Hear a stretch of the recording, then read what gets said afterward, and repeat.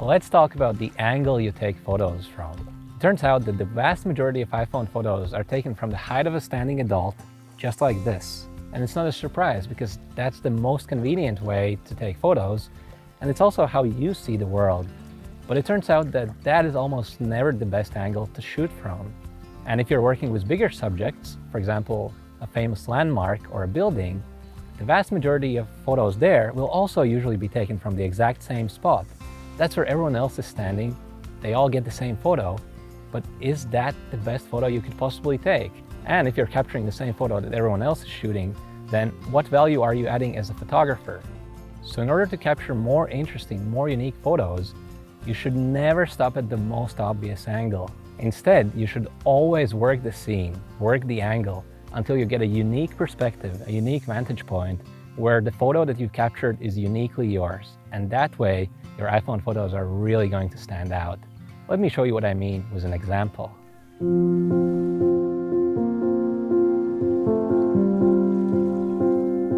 I've opened the camera app of my iPhone, and you'll see that in the foreground, I have this stump, which is going to be the subject of this demonstration. Now, I've picked something as simple as this stump for a reason. The average person would walk right past this. They would never even suspect that a stump like this could potentially hide some photo opportunities. But once you start shooting from more unique, more unusual angles, then there will be so many more photo opportunities all around you. And even simple subjects such as this stump could potentially hide these opportunities. So let's explore this scene and let's see what kind of photos we can capture.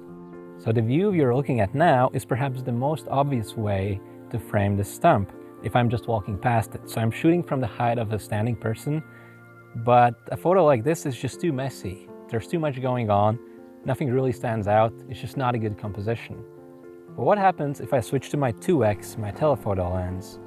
You'll see that now I'm actually much closer to the stump, and it kind of fills the entire bottom part of the frame, and also I have a much cleaner shot, and I have those interesting waves and reflection patterns behind it. So I think this is a first shot that I'm interested in taking, so I'll go ahead and press the shutter.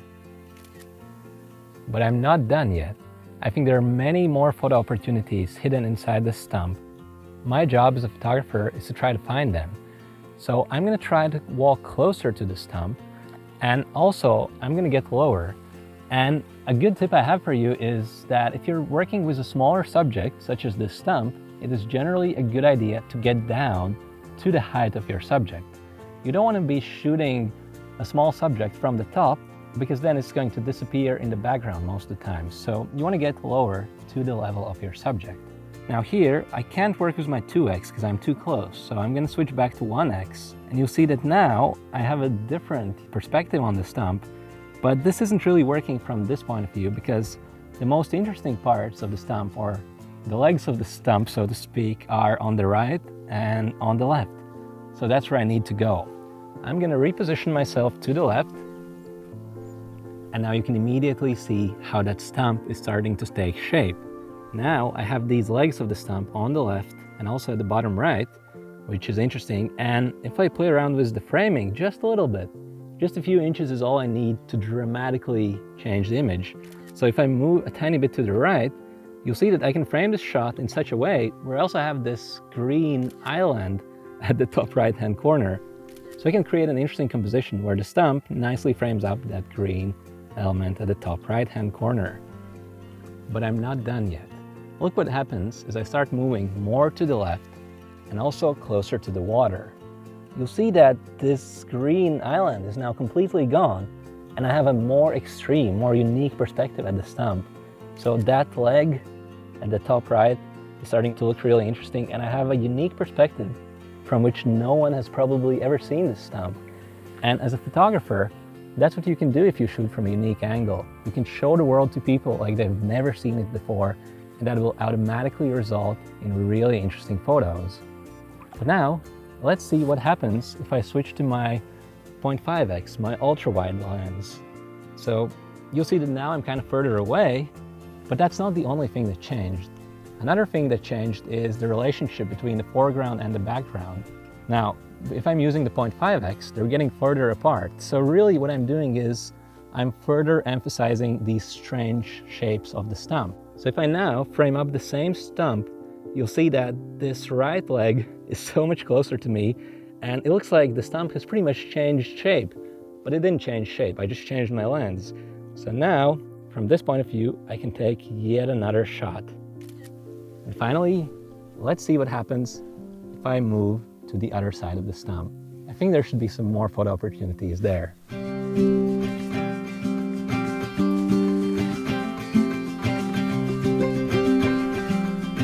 Okay, from this point of view, the stump once again looks completely different.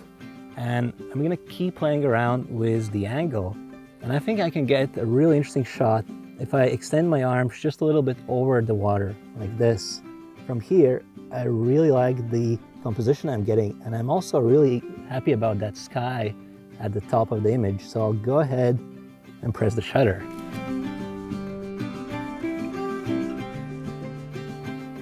Now, within just a couple of minutes, by getting down lower and by walking around the stump, I was able to capture several unique photos from a completely unique, completely different vantage point. And that's what you should try to do as a photographer. You should never settle at the most obvious angle. And if you find something interesting, if something catches your eye, take the obvious photo, but go one step further, go beyond that. See what happens if you get down low, if you walk around your subject, if you switch to a different lens, and see how that changes your photos. If you learn to do that, your photos will become so much better. But now, let me show you how you can apply the same idea, the same principle to a much bigger subject.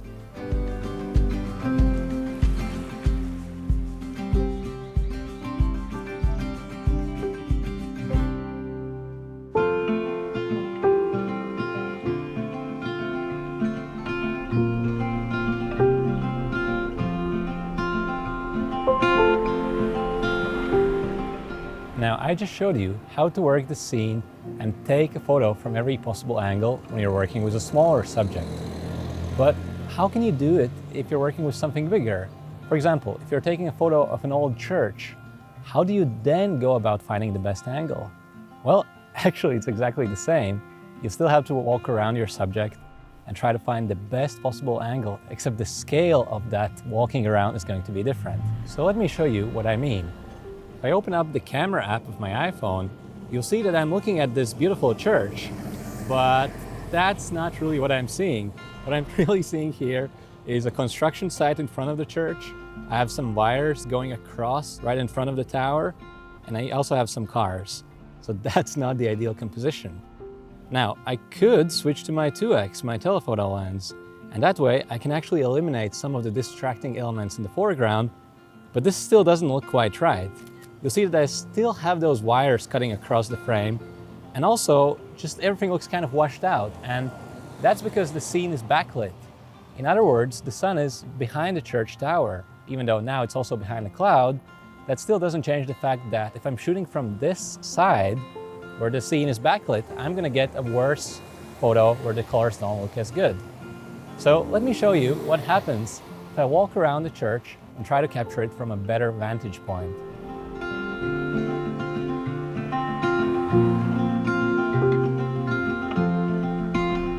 Okay, I just walked across the street, and from this point of view, I can already get a much cleaner view. So now you'll see that I don't have any distracting wires or anything like that, and I can get a really clean composition of the church tower. So I'll go ahead and take a photo. And while this angle is much better than where we started, it's still not quite perfect. You'll notice that we're still backlit, meaning that the sun, even though it's hiding behind that cloud, it is behind the church tower. And that means that from this vantage point, all the colors are going to be kind of washed out. So while this is much better than the shots we started with, I know we can do better. So let's keep looking.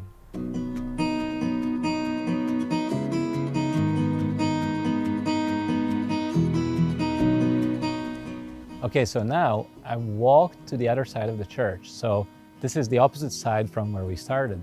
And from here, I'm finally no longer backlit. However, if I open up my camera app, you'll see that the sun hasn't come out yet, so I don't see any sun on the church tower. However, from this angle, I already get better colors simply because I'm no longer backlit.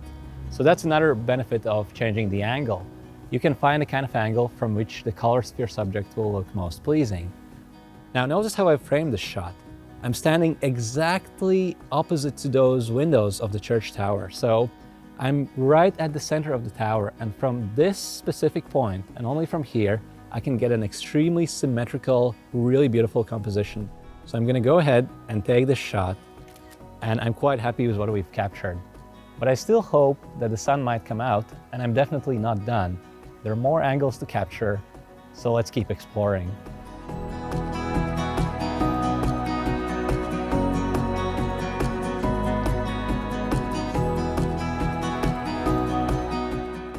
Okay, so now I walked further down the street. Now we're still on the opposite side from the point where we started. And now the sun has finally come out. So if I now frame up another shot, you'll see how big of a difference the light makes in this photo. Now the scene is no longer backlit. Instead, the sun is behind me, and you can see how it shines the evening light onto this building in the foreground, as well as the church tower in the background. It's a great shot, so before anything else changes, I'm gonna take a picture. Now look at that. This looks so much better than the photos we started with. I have a more interesting angle. I have a really beautiful foreground that nicely frames the tower at the top, and I have light that actually illuminates my scene. So this worked out perfectly. But let's see if we can find something else that's interesting.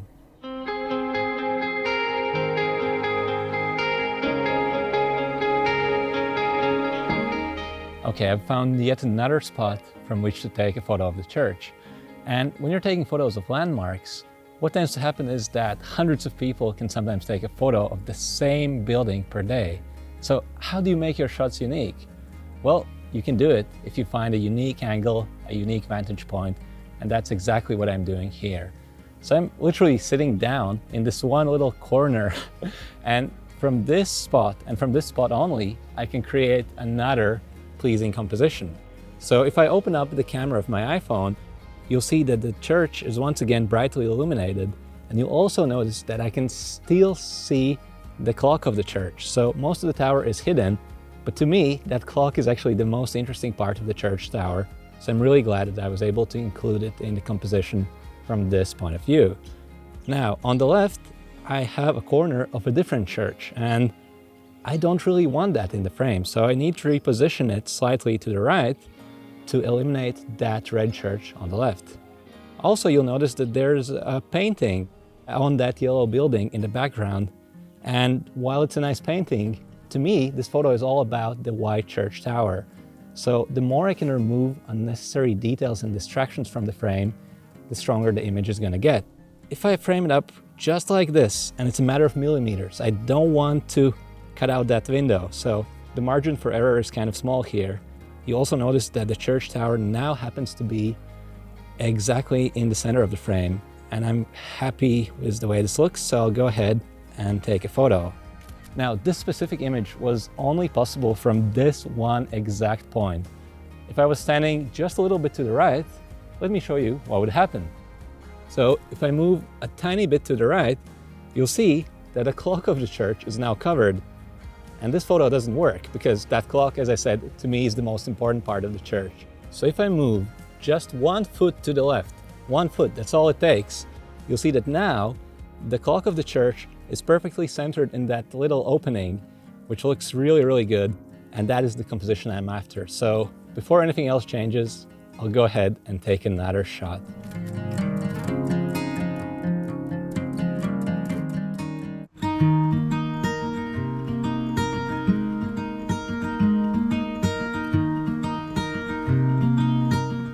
Finally, I've almost completed the circle, so I'm almost back to where I started. And while I was walking around the church, the sun was also making its way around the church. And now, even though I'm very close to the vantage point from which I started, if I now frame up the church tower, you'll see that one side of the tower is actually illuminated. That's because the sun is now hitting that tower from the right side. Now you'll also see that I framed up the tower between two roofs, so I have this really, really strong triangle. So the church tower is kind of tucked between those two really strong diagonal lines. And to me, that's a really strong, really unusual composition. Now I'm really happy with how this is turning out. I'll go ahead and take a photo. And that's gonna be the last shot of the day. Now, as you can see from the examples I showed you, the angle you shoot from makes such a huge difference in your iPhone photography. Most people, when they're taking photos, they'll just get out their iPhone, they'll take a quick snapshot, and that's it. They'll move on. If that's how you shoot, you're never gonna get truly unique images. Instead, take some time to work the scene. If you're working with a smaller subject, walk around it, shoot it from different angles, shoot it from up high, shoot it from down below, shoot it from every possible angle until you find the one that works best. Or if you're working with something bigger, such as this church, make sure you walk around it. Try to look for unique foregrounds. Try to frame it in a unique way. Look for the direction of light and see how that affects the photos. And if you pay attention to these things, you're going to get truly extraordinary images. The angle you shoot from makes such a huge difference. I cannot stress this enough. So make sure you work the scene. Don't settle for the most obvious angle. And that way you'll get the best iPhone photos possible. This video was a free preview of my iPhone Photo Academy online course. In this course, you'll discover everything you need to know to take stunning photos with your iPhone. So if you'd like to take the kind of photos that will leave your friends and family speechless, please take a look at the full version of iPhone Photo Academy. You'll find a link in the description right next to this video. So click on that link right now, and I'll see you inside the full version of the course.